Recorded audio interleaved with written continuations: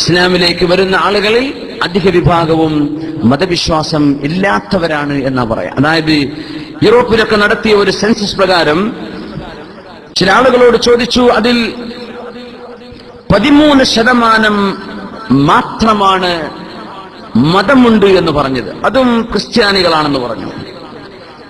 അപ്പൊ ചോദിച്ചു, നിങ്ങളിൽ എപ്പോഴെങ്കിലും നിങ്ങൾ ചർച്ചിലേക്ക് പോയിട്ടുണ്ടോ? നമ്മുടെ നാട്ടിലെ ക്രിസ്ത്യാനികളെ പറ്റിയല്ല, ലോകത്തെ വികസിത രാജ്യങ്ങളിൽ നടന്നൊരു സെൻസസ്. യൂറോപ്പിലാണ് നടന്നത്. എത്ര പേർ ചെറുപ്പത്തിൽ അല്ലെങ്കിൽ വിവാഹത്തിനുമായി ബന്ധപ്പെട്ട് മറ്റേതെങ്കിലും മരണ ചടങ്ങുകളുമായി ബന്ധപ്പെട്ട് എത്ര പേർ കനീസയിലേക്ക് പോയിട്ടുണ്ട് അല്ലെങ്കിൽ ചർച്ചിലേക്ക് പോയിട്ടുണ്ട്? 7% മാത്രമാണ് മുമ്പൊരിക്കൽ ചർച്ചിൽ പോയത്. എല്ലാ ആഴ്ചയിലും ചർച്ചിൽ പോകുന്ന എത്ര പേരുണ്ട്? ഇതിൽ 1% ചർച്ചിലേക്ക് പോകുന്നത്, ആഴ്ചയിൽ കൃത്യമായി. ഞാൻ നേരത്തെ നിങ്ങളോട് സൂചിപ്പിച്ചോ എന്നറിയില്ല, ഇനി ഇവിടെയാണോ നാട്ടിലാണോ പറഞ്ഞെന്നറിയില്ല. ലണ്ടനിൽ നമ്മുടെ മുസ്ലിമീങ്ങളായ ആളുകളൊക്കെ താമസിക്കുന്ന പ്രദേശങ്ങളിലും അല്ലാത്തിടത്തൊക്കെ ഒരുപാട് പള്ളികൾ ഉണ്ട്. അൽഹംദുലില്ലാഹ്, ഒരുപാട് പള്ളികളുണ്ട് ലണ്ടൻ നഗരത്തിൽ. ഒരുപാട് എല്ലാ ഗല്ലികളിലും കോർണറിലും ഒക്കെ പള്ളിയുണ്ട്. പ്രത്യക്ഷമായി മുനാരങ്ങളോ വാങ്കുവിളിയോ പ്രത്യക്ഷമായി കേൾക്കില്ല. അത് ഒരു പള്ളിയെ കേൾക്കുള്ളൂ. അത് ഈസ്റ്റ് ലണ്ടനിലെ വളരെ പ്രധാനപ്പെട്ട ഒരു ഇസ്ലാമിക് സെന്റർ ഉണ്ട്. അവിടെയാണ് ഓപ്പണായിട്ട് വാങ്കുവിളി കേൾക്കുള്ളൂ. അത് ബംഗാളികളാണ് ഹാൻഡിൽ ചെയ്യുന്നത്. അവർക്ക് തടയാൻ പറ്റിയില്ല. ഒരിക്കൽ പൊളിക്കാൻ വേണ്ടി വന്നിട്ട് സർവ്വ ബംഗാളികളും ടൗണിൽ ഇറങ്ങിയപ്പോഴാണ് അറിഞ്ഞത്, റബ്ബേ, ഇത്രയും വലിയൊരു സമൂഹം ഇതിന്റെ പിന്നിലുണ്ടോ എന്ന്. നല്ല ഡീസന്റ് ബംഗ്ലാദേശുകാരാണ് അവിടെ. അവർ തുപ്പാറൊന്നുമില്ല, വളരെ റാഹത്തിലാണ്, നല്ല ഉഷാറില്ല, വൃത്തിയിൽ നല്ല ഉഷാറില്ല. ഞാൻ ആ പള്ളിയിലാണ് 27 തറാവീഹിന് ആ പള്ളിയിലാണ് കൂടിയത് കഴിഞ്ഞ റമദാനിൽ. വലിയ ദീനി പ്രവർത്തനം നടക്കുക. അവിടെയാണ് ഉറക്ക ബാങ്ക് വിളിക്കാറുള്ളത്. അവിടെ ബാങ്ക് പുറത്തേക്കാണ്, അല്ലാതെ ഒരു ചർച്ചയൊന്നും ഇവിടെ നിന്ന് ഒരു ബാങ്ക് കേൾക്കൂല. ഒരു പള്ളിയിൽ നിന്നും ബാങ്ക് കേൾക്കില്ല. പക്ഷെ പള്ളികൾ എല്ലായിടത്തും ഉണ്ട്. ബ്രിട്ടനിൽ തന്നെ അവിടെ തന്നെ ഏത് നഗരത്തിലും 3 കിലോമീറ്റർ ചുറ്റളവിൽ ഒരു പള്ളി ഉണ്ടെന്നാണ്. ഏറ്റവും വലിയ അത്ഭുതം, ഈ പള്ളികളൊക്കെ അധികവും ചർച്ചുകളായിരുന്നു. അതിൽപ്പെട്ട ഒരു പള്ളിയിൽ എനിക്ക് വാത് പറയാൻ അവസരം ഉണ്ടായ, ഒരു അസറിന്റെ ശേഷം ഒരു ക്ലാസ് നടത്തി ഇംഗ്ലീഷില്. വിംബ്ലി സ്റ്റേഡിയം അറിയാലോ, നമ്മുടെ കുട്ടികൾക്കൊക്കെ അറിയാലോ വിംബ്ലി സ്റ്റേഡിയം. വിംബ്ലിയിലെ സെന്റർ മസ്ജിദ് ഉണ്ട്. ആ സെന്റർ പള്ളി അതിൽപ്പെട്ട ഒരു അത്ഭുതം, അവിടെ നമ്മുടെ ഈ ബാൽക്കണി പോലെ ഇതേപോലെ ബാൽക്കണി ഉണ്ട് പള്ളിന്റെ ഉള്ളിൽ. പള്ളിയെ ചർച്ചാണത്, പക്ഷെ മുനാരം കൊടുത്തിട്ടുണ്ട്. ചർച്ചിന്റെ എല്ലാ 3 ഗ്ലാസും ഒക്കെ അതിന്റെ ഉള്ളിലുണ്ട്. എല്ലാം ഇതുപോലെയാണ്, പക്ഷേ മുസല്ലൊക്കെ വിരിച്ച് കിബിലൊക്കെ തിരിച്ച് വളരെ മനോഹരമാണ്. ഇപ്പൊ ഇത് പള്ളിയാണ്, വിംബ്ലി സെൻട്രൽ മോസ്ക്. അപ്പൊ അവിടെ ഈ ബാൽക്കണിയിൽ അന്ന് എത്തിക്കാഫിന് പൈസ കൊടുക്കണം അവിടെ. കാരണം എത്തിക്കാഫിന് വരാൻ ആളുകൾ കൂടിയിട്ട് കമ്മിറ്റിക്കാരെന്ത് വെച്ചു, 100 പൗണ്ട് കൊടുത്താൽ എത്തിക്കാഫിന് ഒരു സ്പേസ് കൊടുക്കാം, അവർക്ക് ഭക്ഷണവും സൗകര്യമൊക്കെ ചെയ്യാം. അത് റമദാൻ 10 മുമ്പേ ഫുള്ളായി പോയി. വേറെ ആളെടുക്കാൻ പറ്റിയില്ല. ലണ്ടൻ നഗരത്തിലാണ്. സുബ്ഹാനല്ലാഹ്, നമ്മൾ ആലോചിച്ച് നോക്കണം. അവിടേക്കല്ല ആ മനുഷ്യരുടെ ഈമാൻ അള്ളാഹു അതൊക്കെ നിലനിർത്തി കൊടുക്കട്ടെ, ആമീൻ. പാകിസ്ഥാനിൽ നിന്നും ഇന്ത്യയിൽ നിന്നും ബംഗ്ലാദേശിൽ നിന്നൊക്കെ പോയ മുസ്ലിമീങ്ങൾ അവിടെ ചെയ്ത വലിയ സേവനമാണത്. എത്തിക്കാഫ് നിറയെ ആളുകളാണ്, മാക്സിമം സ്പേസ് പോയി. നല്ലൊരു സംഭവമാണ്, നമ്മൾ അതൊക്കെ ചെയ്യാവുന്നതാണ്. അമേരിക്കയിൽ പൈസ വാങ്ങി പിന്നെ അത്തായം കൊടുക്കാത്ത അവസ്ഥ ഉണ്ടാവും. ഇതങ്ങനെയല്ല. അവർക്ക് ഇഷ്ടാറും അവരുടെ സഹരിയും എല്ലാ സൗകര്യങ്ങളും കൊടുത്തിട്ട് റിസർവ് ചെയ്യാൻ പള്ളിന്റെ ഉള്ളില്. ആ പള്ളി ഒരു ചർച്ചായിരുന്നു. ആ ചർച്ച് പള്ളിയായി മാറിയതാണ്. അപ്പം കമ്മിറ്റിക്കാരെ വിൽക്കുകയാണ് ചർച്ചുകൾ. കാരണം പള്ളിക്കും അമ്പലത്തിനും ഒക്കെ അവിടെ എന്ത് ചെയ്യണം, ടാക്സ് കൊടുക്കണം. അപ്പൊ പള്ളിക്ക് ആളെ വരുന്നില്ല, ചർച്ചിലേക്ക് ആള് വരുന്നില്ല. പിന്നെ എങ്ങനെ പിരിവുണ്ടാക്കുക, എങ്ങനെ ഇതിന് ടാക്സ് കൊടുക്കുക?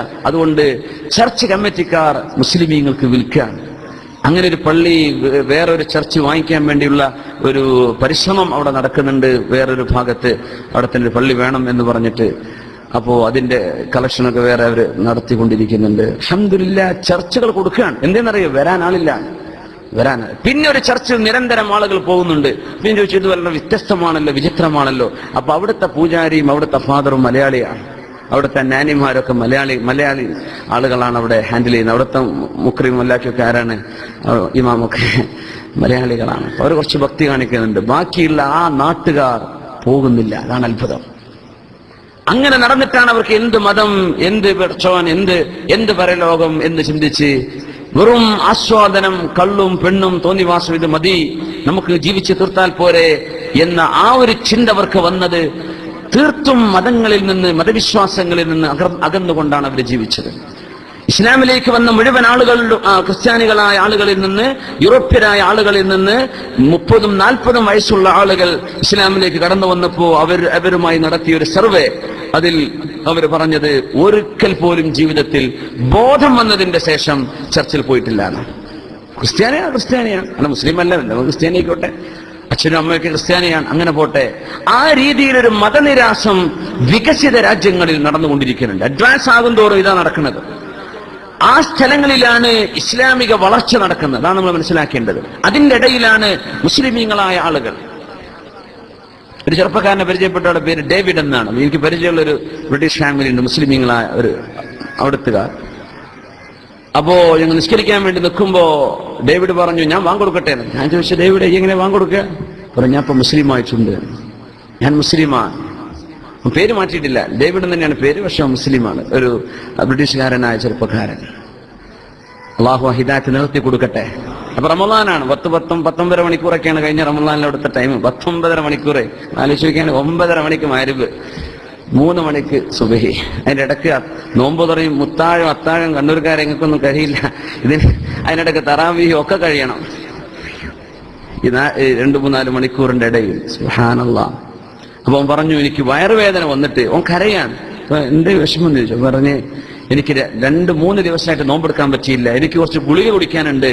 അപ്പൊ ഞാൻ ഈ നോമ്പായതുകൊണ്ട് പകൽ കുടിക്കാൻ വയ്യല്ലോ. അപ്പൊ ഞാൻ എന്ത് ചെയ്തു, സാറ് 4-5 തവണ കുടിക്കാനുള്ള ഒറ്റയടിക്ക് രാത്രി തന്നെ കുടിച്ചു. അതിലാകെ പ്രശ്നമായി.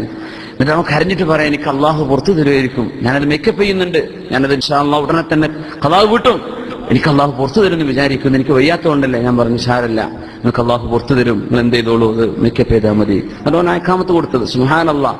ആ നഗരത്തിന്റെ മധ്യത്തിൽ ഹാരഡ്സ് എന്നൊക്കെ പറഞ്ഞ വലിയ ഷോപ്പ് ഇട്ടിട്ടുണ്ടെങ്കിൽ, ഹാരഡ്സ് ലക്ഷങ്ങൾ വിലമതിക്കുന്ന, ലക്ഷക്കണക്കിന് പൗണ്ടുകൾ വിലമതിക്കുന്ന സാധനം അവിടെ വിൽക്കപ്പെടുക. വലിയ ഷോപ്പിംഗ് മോളാ.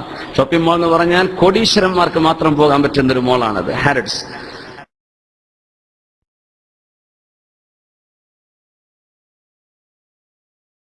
പച്ചവെള്ളത്തിനേക്കാളും കള്ളിന് വില കുറവ്, പച്ചവെള്ളത്തിന് കൂടുതലാണ്.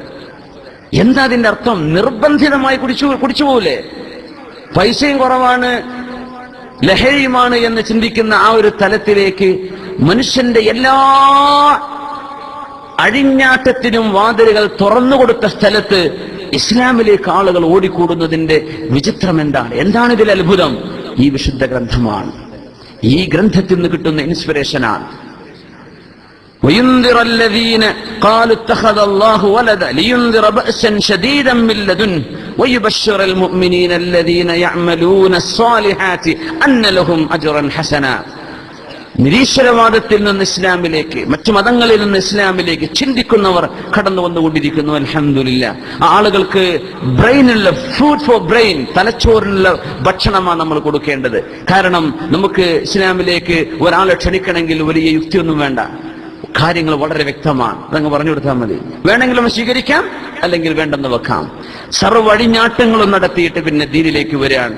പെൺകുട്ടികളൊക്കെ വളരെ വളരെ വൃത്തികേടിൽ ജീവിക്കുന്ന പെൺകുട്ടികളൊക്കെ ഹിജാബ് ധരിച്ച് നടക്കുന്ന കാണുമ്പോൾ എന്തോ ഒരു അഭിമാനം. ആ നാട്ടുകാരായ പെൺകുട്ടി, അവിടെ ഒന്നും മെട്രോയിൽ യാത്ര ചെയ്യാൻ പറ്റില്ല, അണ്ടർഗ്രൗണ്ട് ട്രെയിനിലൊന്നും. അത്രയും വളരെ മോശപ്പെട്ട രീതിയിലുള്ള വസ്ത്രവിധാനങ്ങളാണ്. പ്രത്യേകിച്ച് മെട്രോപൊളിറ്റൻ നഗരങ്ങളിലൊക്കെ പോയവർക്ക് മനസ്സിലാക്കാൻ കഴിയും.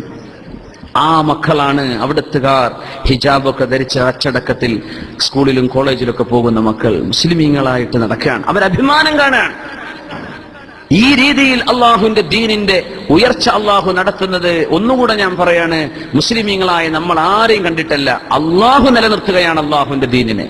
നമ്മൾ ആരും ഇസ്ലാമനുസരിച്ച് ജീവിച്ചില്ലെങ്കിലും ഇസ്ലാം ഇവിടെ നമ്പർ 1 ആകുന്നു. അത് അള്ളാഹുവിന്റെ കലാമാണ്. വലൗ കരിഹൽ കാഫിറൂൻ വലൗ കരിഹൽ മുശ്രികൂൻ, 2 വാക്കല്ല പറഞ്ഞു. ഇത് യുക്തിവാദികൾക്ക് ഇഷ്ടപ്പെട്ടില്ലെങ്കിലും അവിശ്വാസികൾക്ക് ഇഷ്ടപ്പെട്ടില്ലെങ്കിലും ഈ ഇസ്ലാം ലോകത്തെ 1-ാം സ്ഥാനത്തേക്ക് ഞാൻ കൊണ്ടുവരും. ലിയുദ്ഹിറഹു അല ദീനി കുല്ലി, സർവ്വ മതങ്ങളെക്കാളും ഇസ്ലാം ഉയർന്നു വരും എന്ന് അല്ലാഹു ജല്ല ജലാലു അള്ളാഹുവിന്റെ വാക്കാണ്. ആ വാക്ക് അള്ളാഹു ഇന്ന് നടത്തിക്കൊണ്ടിരിക്കാൻ. ലോകത്ത് ഇങ്ങനെ ചർച്ച ചെയ്യപ്പെടുന്ന ഒരു മതം വേറുണ്ട്. ഏതെല്ലാം രീതിയിലായിക്കോട്ടെ, ഏതെല്ലാം തലങ്ങളിലായിക്കൊള്ളട്ടെ, ഒരു മതത്തെ സംബന്ധിച്ചുള്ള ചർച്ച നടക്കുന്നത് ഇസ്ലാമിനെ കുറിച്ച് മാത്രമല്ലേ? ഏതെല്ലാം മതങ്ങളോടുണ്ട്? ആരെങ്കിലും ചർച്ച ചെയ്യുന്നുണ്ടോ? ഇസ്ലാം അല്ലാത്തൊരു ഹോട്ട് ടോപ്പിക് ലോകത്തുണ്ടോ? മീഡിയയുടെ മുമ്പിലുണ്ടോ? ഇല്ല. അതൊരു നല്ലതാണ്. അങ്ങനെ ഒരു ചർച്ച നടക്കുന്നത് നല്ലതാണ്. അത് നല്ലതാണ്, ആളുകൾക്ക് പഠിക്കാൻ നല്ലതാണ്. അതിന്റെ ഇടയ്ക്ക് ചെറിയൊരു വിഷയം കൂടെ എനിക്ക് ഓർമ്മ വന്നു. നമ്മള് ഈ മുസ്ലിമീങ്ങളായ പെൺകുട്ടികള് നമ്മുടെ ഗൈനക്കോളജിസ്റ്റിനെ കാണിക്കണം എന്ന് പറഞ്ഞ വിഷയത്തിൽ നമ്മുടെ ഫിഖഹിന്റെ കാഴ്ചപ്പാട് പറഞ്ഞ ഞാനൊരു ചെറിയൊരു കാര്യം പറഞ്ഞിട്ടുണ്ടായിരുന്നു, ചിലർ കേട്ടിട്ടുണ്ടായിരിക്കും. നമ്മൾ മുസ്ലിമീങ്ങളായ പെണ്ണുങ്ങൾ എന്ത് ചെയ്യണം? മുസ്ലിം ഗൈനക്കോളജിസ്റ്റുകളാണ് കാണിക്കേണ്ടത്. അവരില്ലെങ്കിൽ അവരില്ലെങ്കിൽ മുസ്ലിമീങ്ങളായ പുരുഷന്മാർ, അതില്ലെങ്കിൽ നോൺ മുസ്ലിം പെണ്ണുങ്ങൾ, അല്ലെങ്കിൽ നോൺ മുസ്ലിം ആണുങ്ങൾ. അപ്പൊ അതിൽ ആരൊക്കെയോ എന്തൊക്കെയോ കമന്റ് ഒക്കെ ചെയ്തിട്ട് ഇയാൾ എറിഞ്ഞു കൊല്ലണമെന്നോ ഇയാൾ അടിച്ചു കൊല്ലണമെന്നൊക്കെ കേട്ടു. ഞാൻ പറഞ്ഞത് നല്ലതാണ്, അത് നല്ലതാണ്. അങ്ങനെ ഒരു ചർച്ച നടക്കുന്നത് നല്ലതാണ്. അപ്പോഴെങ്കിലും ഇവരിതിന്റെ പരിസരങ്ങൾ കേൾക്കുമല്ലോ, അതിന്റെ അപ്പുറപ്പുറത്ത് കേൾക്കുമല്ലോ. ഇയാൾ ഇങ്ങനെ പറഞ്ഞിട്ടുണ്ട്, ഇയാൾ എന്തെങ്ങനെ പറയാൻ കാരണം, ഇയാൾ വേറെന്തെങ്കിലും പറഞ്ഞിട്ടുണ്ടോ? അങ്ങനെയൊക്കെ വരുമ്പോ ഒരു ഹോട്ട് ടോപ്പിക് നല്ലതാണ്, ചർച്ച നടക്കുന്നത് നല്ലതാണ്. എപ്പോഴും അങ്ങനെയാണ്. ഏതിനും ഖൈറുണ്ടാകും. വലിയ വലിയ ഇസ്ലാമിക ലോകത്തെ വലിയ വിഷമുണ്ടാക്കുന്ന സംഭവങ്ങളൊക്കെ മുസ്ലിമീങ്ങളുടെ പേരിൽ കെട്ടിവെക്കപ്പെട്ടതൊക്കെ ഒരർത്ഥത്തിൽ വലിയ നന്മയായി മാറിയില്ലേ? ഫലസ്തീനിലെ വിഷയം തന്നെ, അവിടെ നടക്കുന്ന വർഷങ്ങളായി, എത്ര കൊല്ലങ്ങൾ, 1948 ശേഷം തുടങ്ങിയ ഈ വിഷയങ്ങളൊക്കെ ഒരുപാട് ആളുകൾ പലായനം ചെയ്തു, വിവിധ നാടുകളിലേക്ക് എമിഗ്രന്റുകളായി കടന്നു ചെന്നു. നമ്മൾ വിചാരിച്ചു വലിയ വിഷമം. അള്ളാഹു അതിന്റെ പിന്നിൽ ചെയ്ത അത്ഭുതം എന്താണ്? ഈ അറബികളായ ആളുകളിൽ വലിയൊരു ശതമാനം കാനഡയിലേക്കും അമേരിക്കയിലേക്കും യൂറോപ്പിലേക്കും കടന്നു ചെന്നപ്പോ അവിടൊക്കെ ഇസ്ലാം ഉണ്ടായില്ലേ? അവിടെ ഇസ്ലാമിനെ എത്തിക്കാൻ ഒരു ഭാഗത്തൊരു വിഷമമുണ്ടായി. പക്ഷെ ഈ വിഷമം കൊണ്ട് വലിയൊരു നേട്ടം അപ്പുറത്ത് അള്ളാഹു ചെയ്യാൻ അവർ കടന്നു ചെന്നപ്പോഴാണ് ഇതുണ്ടായത്. ഈജിപ്തുകാരായ ഒരുപാട് മഹാന്മാരായ പണ്ഡിതന്മാർ കടന്നു ചെന്നുകൊണ്ട് വലിയ ദഅവത്ത് നടക്കുന്നുണ്ട് വികസിത രാജ്യങ്ങളിൽ. അവര് ചെന്നിടത്താണ് ദീനുണ്ടായത്. അപ്പോ ഒരു ഭാഗത്ത് വിഷമമാണ്, ശരിയാണ്. പക്ഷെ മറുഭാഗത്ത് അള്ളാഹു ഇതിനെ കോമ്പൻസേറ്റ് ചെയ്യുന്നുണ്ട്. ഇത് അള്ളാഹുവിന്റെ വലിയ ഹിക്മത്താണ്, അള്ളാഹുവിന്റെ തീരുമാനമാണ്. അല്ലെങ്കിൽ ആരങ്ങോട്ടൊക്കെ ദൈവത്തിന് പോവുക? സ്വന്തം നാട് വിട്ടിട്ട് സ്വന്തം നാട്ടിൽ നിലനിൽപ്പില്ല എന്ന് കണ്ടപ്പോ അവർ ഓടുകയാണ് ഏതെങ്കിലും രാജ്യത്തേക്ക് കയറി ചെല്ലാൻ, ഒരു പാസ്പോർട്ടെങ്കിലും കിട്ടാൻ. പക്ഷെ അവിടെ നിങ്ങൾ ദീനെത്തി. അൽഹംദുലില്ലാഹ്, അൽഹംദുലില്ലാഹ്. യുഇസ്സു മൻ യശാ വയുദില്ലു മൻ യശാ. അല്ലാഹുവിന്റെ കയ്യിലാണ് ഇസ്സത്തുള്ളത്. അല്ലാഹു നമുക്ക് ഈമാൻ കൊണ്ട് അല്ലാഹു നമുക്ക് ഇസ്സത്ത് തരട്ടെ. ആമീൻ യാ റബ്ബൽ ആലമീൻ.